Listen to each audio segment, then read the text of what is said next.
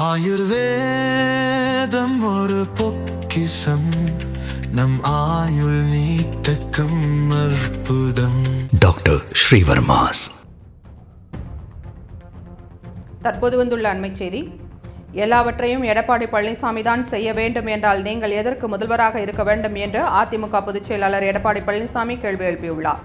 கோவை மட்டுமல்ல, மதுரை மெட்ரோவும் வர வேண்டும் என இப்போது கூட பிரதமர் மோடியை சந்தித்த போது தனது சார்பில் கோரிக்கை வைக்கப்பட்டுள்ளது என்று இபிஎஸ் தெரிவித்துள்ளார்.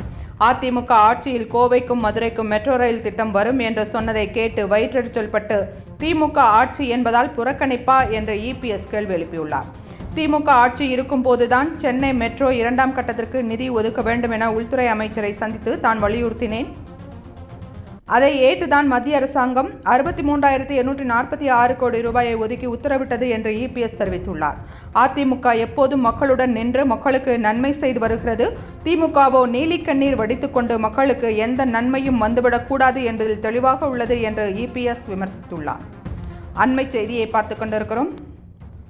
எல்லாவற்றையும் எடப்பாடி பழனிசாமி தான் செய்ய வேண்டும் என்றால் நீங்கள் எதற்காக முதல்வராக இருக்க வேண்டும் என்று அதிமுக பொதுச் செயலாளர் எடப்பாடி பழனிசாமி கேள்வி எழுப்பியுள்ளார். கோவை மட்டுமல்ல, மதுரை மெட்ரோவும் வர வேண்டும் என இப்போது கூட பிரதமர் மோடியை சந்தித்த போது தனது சார்பில் கோரிக்கை வைக்கப்பட்டுள்ளது என்று இபிஎஸ் தெரிவித்துள்ளார். அதிமுக ஆட்சியில் கோவைக்கும் மதுரைக்கும் மெட்ரோ ரயில் திட்டம் வரும் என்று சொன்னதை கேட்டு வயிற்றெரிச்சல் பட்டு திமுக ஆட்சி என்பதால் புறக்கணிப்பா என்று இபிஎஸ் கேள்வி எழுப்பியுள்ளார்.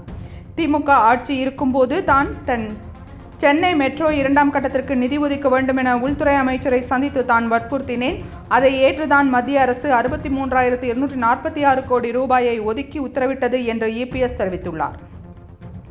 அதிமுக எப்போதும் மக்களுடன் நின்று மக்களுக்கு நன்மை செய்து வருகிறது. திமுகவோ நீலிக்கண்ணீர் வடித்துக்கொண்டு மக்களுக்கு எந்த நன்மையும் வந்துவிடக்கூடாது என்பதில் தெளிவாக உள்ளது என்று இபிஎஸ் விமர்சித்துள்ளார்.